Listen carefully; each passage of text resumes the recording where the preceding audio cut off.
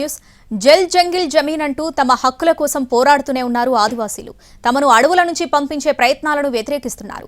ప్రపంచ ఆదివాసీ దినోత్సవం తెలంగాణ వ్యాప్తంగా ప్రదర్శనలకు సిద్ధమవుతున్న గిరిజనుల స్థితిగతులపై ఎన్టీవీ స్పెషల్ రిపోర్ట్.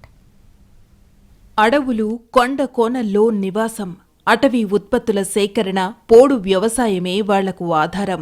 ప్రకృతితో మమేకమై జీవించే ఆదివాసీలు నేడు తమ అస్తిత్వాన్ని కాపాడుకోవడానికి పోరాటం చేస్తున్నారు.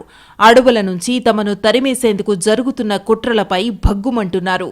దేశంలో మొత్తం 33 తెగలను షెడ్యూల్డ్ ట్రైబ్స్లో చేర్చారు.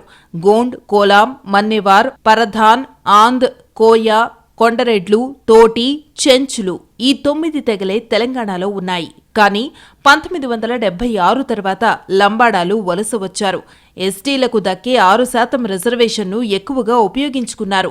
ప్రభుత్వ ఉద్యోగాలు సంపాదించారు. పైగా లంబాడాలు మైదాన ప్రాంతాల్లో నివసిస్తున్నారు. దీంతో వాళ్లకు విద్యావకాశాలతో పాటు ఉద్యోగ అవకాశాలు దక్కుతున్నాయన్నది ఆదివాసీల ఆవేదన. అడవుల్లో నివసిస్తున్న ఆదివాసీలు అభివృద్ధికి నోచుకోవడం లేదు.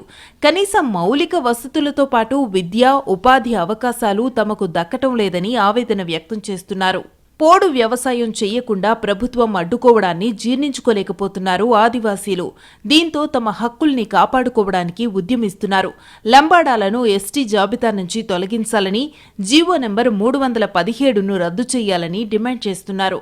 ఇవాళ ప్రపంచ ఆదివాసీ దినోత్సవం సందర్భంగా తెలంగాణ వ్యాప్తంగా తమ సంస్కృతి, సంప్రదాయాల్ని ప్రతిబింబించేలా ప్రదర్శనలు నిర్వహించనున్నారు.